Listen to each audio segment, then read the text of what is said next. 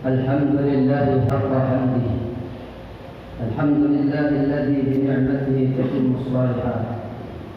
الحمد لله الذي حمدا طيبا كثيرا مباركا فيه كما يحب ويرضى. أشهد أن لا إله إلا الله الملك الهدى، وأشهد أن سيدنا محمدا عبده ورسوله الذي شفاعته يوم القيامة ترتجى. اللهم فصل وسلم وبارك وعظم وكرم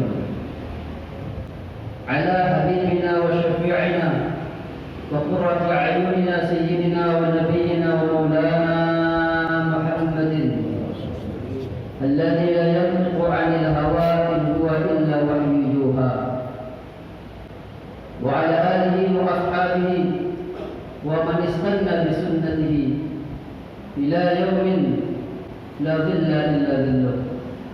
أما بعد، فيا أيها الحاضرون وزمرة المؤمنين، أوصي نفسي وإياكم بتقوى الله وطاعته لعلكم تفلحون. فقد فاز من اتقى وخاب من طغى. وقال تعالى في محكم تنزيله: أعوذ بالله من الشيطان الرجيم. يا أيها الذين آمنوا اتقوا الله وقولوا قولا سديدا يصلح لكم أعمالكم ويغفر لكم ذنوبكم ومن يطع الله ورسوله فقد فاز فوزا عظيما. Hadirin sidang salat Jumat yang dimuliakan oleh Allah Subhanahu wa taala. Segala puji milik Allah. Segala kebaikan, kemuliaan, keagungan, kesejahteraan semata-mata adalah milik Allah Subhanahu wa taala. Tiadalah seorang hamba mampu untuk mensyukuri segala nikmat-nikmat yang Allah Subhanahu wa taala anugerahkan kepadanya. Demikian ialah Allah Subhanahu wa taala yang Maha Penyayang, sehingga sedikit saja yang dilakukan oleh hambanya di dalam kebaikan, maka Allah Subhanahu wa taala menerima kebaikan yang sedikit itu, dan bisa saja Allah membalas dengan balasan yang jumlahnya sangat banyak. Dialah Allah Subhanahu wa taala sebaik-baik. Dialah Allah Subhanahu wa taala yang menurunkan Al-Qur'an yang merupakan sebaik-baik pendidikan. Siapapun yang akhlaknya akhlak Al-Qur'an, siapapun yang berpikirnya cara berpikir seperti Al-Qur'an, siapapun yang bertindaknya sesuai dengan ajaran Al-Qur'an, maka dialah semulia-mulia manusia, maka dialah seindah-indahnya akhlak, maka dialah setinggi-tingginya derajat di sisi Allah Subhanahu wa taala. Allahumma shalli ala sayyidina Muhammad wa ala ali sayyidina Muhammad. Di hari yang mulia ini, hari Jumat Sayyidul Ayyam, maka baginda Rasul sallallahu alaihi wasallam secara khusus memerintahkan kepada umatnya untuk banyak-banyak bersolawat kepada beliau. Mana saja waktu kita di hari Jumat ini kita jadikan untuk bersolawat kepada Nabi, sepertiganya, setengahnya, bahkan seluruh harinya dijadikan bersolawat kepada Nabi Muhammad SAW, maka siapapun yang paling banyak solawatnya, dialah yang paling dekat kedudukannya dengan baginda Nabi Muhammad SAW. Ketika seseorang sering bersolawat, maka ia telah menyebut Nabi lebih daripada menyebut dirinya, lebih daripada menyebut ayahnya, lebih daripada menyebut pimpinannya, lebih daripada menyebut anak-anaknya. Maka akan lahir di dalam dirinya keinginan untuk mengenal siapa nama yang selalu disebutnya itu. Manakala ia mengenal dan mempelajari akhlak Nabi Muhammad SAW, ketika ia betul-betul mengenal siapa Nabi Muhammad SAW, maka demi Allah tidak akan terbetik sedikit pun di dalam dadanya untuk meniru, kecuali hanya meniru Nabi Muhammad SAW. Tidak akan ia mengagumi suatu sikap kecuali sikapnya Nabi Muhammad SAW. Tidak akan ia mengikuti bagaimana cara memikirkan umat kecuali bagaimana Nabi Muhammad SAW memikirkan umat. Dan saat kita sudah bisa mengikuti sunnah-sunnah Nabi Muhammad SAW, maka pasti Allah Subhanahu wa taala akan mencintai kita. Qul in kuntum tuhibbunallaha fattabi'uni yuhibbukumullah. Maka jika Allah mencintai kita, maka tidak ada manusia yang paling bahagia di muka bumi ini kecuali orang yang dicintai oleh Allah Subhanahu wa taala. Walaupun dia miskin, walaupun dia sakit, walaupun dia ditinggalkan orang banyak, walaupun diremehkan dan direndahkan oleh manusia, tetapi apabila dibelah dadanya, maka tidak ada manusia yang lebih bahagia daripada orang yang dicintai oleh Allah Subhanahu wa taala. Hadirin jemaah yang dimuliakan oleh Allah Subhanahu wa taala. Khatib berwasiat pada diri khatib dan kepada jemaah. Bil khusus hari ini kita berada di bulan Muharram, yang sebagian kita menyebutnya bulan Syuro. Masih ada di antara kita yang menganggap bulan Syuro adalah bulan yang membawa sial, sehingga ada di antara kita yang tidak berani menikah di bulan Muharram, ada yang tidak berani membangun rumah di bulan Muharram, ada yang tidak berani melakukan suatu pekerjaan, memulai pekerjaan atau bepergian di bulan Muharram. Maka hati ingatkan, perbuatan ini adalah perbuatan yang sesat. Perbuatan ini adalah perbuatan yang tercela. Baginda Nabi sallallahu alaihi wasallam bersabda sebagaimana yang diriwayatkan oleh Imam Muslim, "Man raddat tiyaratu an hajatihi faqad asyraka." Siapa yang telah meninggalkan hajatnya sebab tiara, maka dia telah berbuat musyrik. Apa tiara? Tiara itu asal kata dari bair, burung. Dulu orang-orang Arab jahiliyah, kalau mereka hendak melakukan perdagangan yang besar, maka dilepaskanlah burung itu. Kalau burung itu di sebelah kanan, maka mereka melakukan perdagangan, mereka berangkat melakukan perdagangan karena mereka menduga berarti mereka akan untung besar. Tapi kalau burung terbang ke arah kiri, maka mereka tidak jadi melanjutkan perdagangan itu, meninggalkan hajat-hajatnya karena takut ditimpa kesialan. Ini salah satu model di mana seseorang menduga bahwa waktu atau tempat bisa mendatangkan kesialan. Perbuatan ini tercela, hadirin yang dimuliakan Allah. Bahkan di dalam hadis qudsi, Allah Subhanahu wa taala berfirman, "Yu'din ibnu Adam." Anak manusia itu menyakitiku. Bagaimana manusia bisa menyakiti Allah? Yasubbud dahra wa ana dahru. Mereka mencaci-caci masa. Mereka menuduh waktu mendatangkan kesialan, padahal akulah yang menciptakan waktu. Tuqallibul laila wan nahar. Akulah yang membalikkan siang kepada malam menjadi siang. Siapakah makhluk di muka bumi ini? Setinggi dan sehebat apapun, mampukah ia membalikkan siang dan malam? Bisakah ia menjadikan bulan-bulan itu berganti? Tidak, hadirin yang dimuliakan Allah. Itu nyata-nyata hanya kekuasaan Allah Subhanahu wa taala.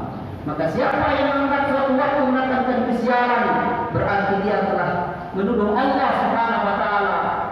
Berarti dia telah menyakiti Allah Subhanahu wa taala. Pengertian menyakiti Allah bukan berarti kerajaan atau kekuasaan Allah berkurang dengan kita berkata demikian, tidak.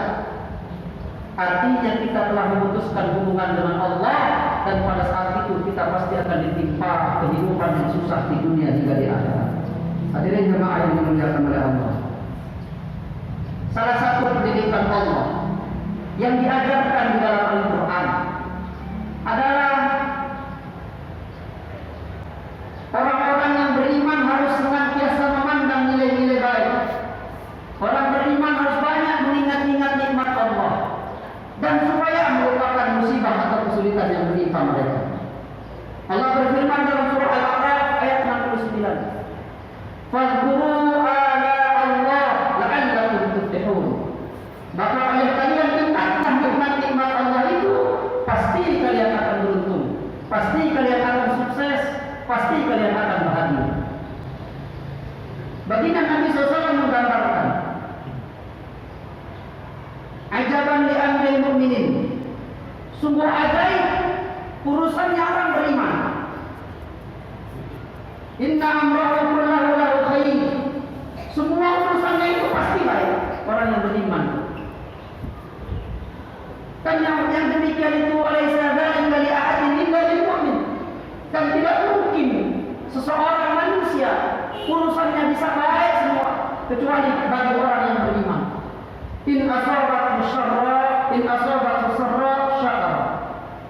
Apabila mereka ditimpa oleh kenikmatan kebaikan, maka mereka bersyukur. Wa in asabat dharra fakana khairul lahum. Dan perbuatan syukur itu baik baginya. Wa in asabat dharra sabara fakana khairul lahum. Dan kalau fakana khairul lahum. Dan kalau ditimpa keburukan, kesulitan, kesusahan dalam hidupnya, maka ia bersabar. Dan sabar itu baik bagi dirinya. Jadi bagi orang yang beriman itu tidak masalah nikmat atau susah, tidak masalah sehat atau sakit, tidak masalah. Yang penting baik atau tidak. Kalau nikmat itu menjadikan dia syukur, itu baik. Kalau kesulitan itu menjadikan dia sabar, itulah yang terbaik. Jadi orang beriman itu selalu melihat yang baik-baik. Ketika anak Rasulullah SAW, Rasul punya anak 7, 4 laki-laki meninggal semua. Sehingga ketika Rasulullah SAW wafat, orang Arab menyebutnya batar. Batar itu terputus. Karena kalau meninggal dia tidak lagi disebut oleh, tidak ada keturunan, sehingga tidak disebut bin-binnya. Kalau kita meninggal, kita punya anak laki-laki. Saat kita sudah meninggal, anak kita bakal disebut binnya kita. Jadi akan terus disebut. Tapi orang yang tidak punya anak laki-laki, menurut kebiasaan orang Arab, terputus. Batar. Maka Abu Jahal, Abu Lahab, Wa'il bin As dan yang lain-lain itu kemudian mencela-cela Nabi Muhammad SAW. Dia kata Muhammad terputus, Muhammad tidak punya keturunan.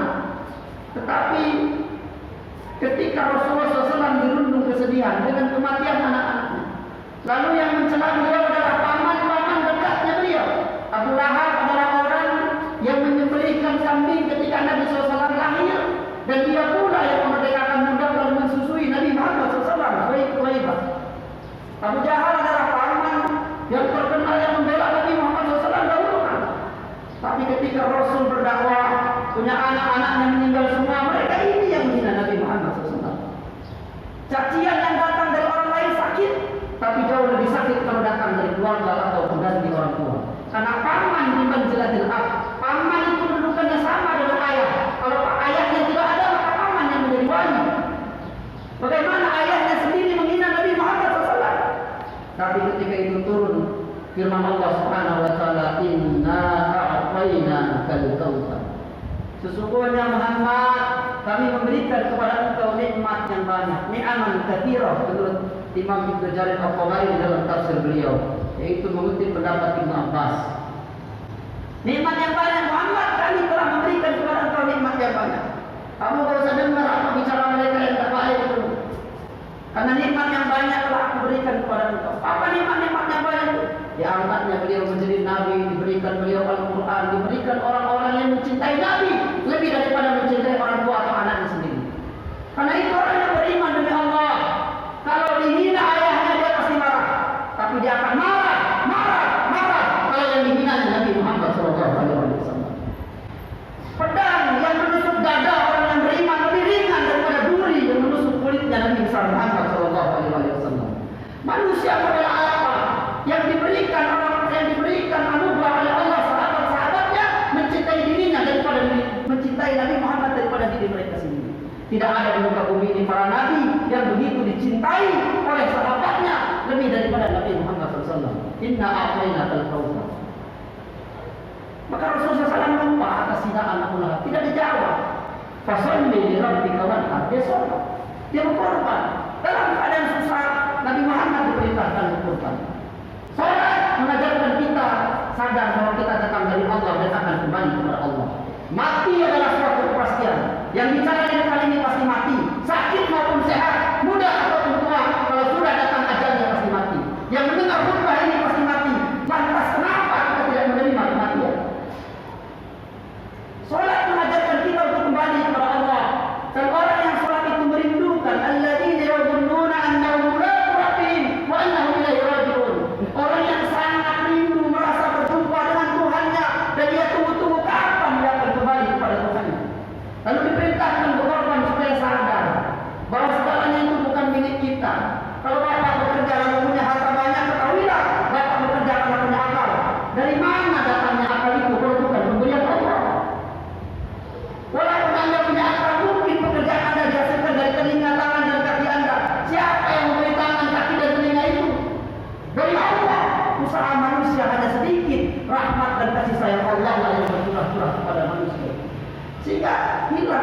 Nabi Muhammad SAW. Hadirin jemaah yang dimuliakan Allah.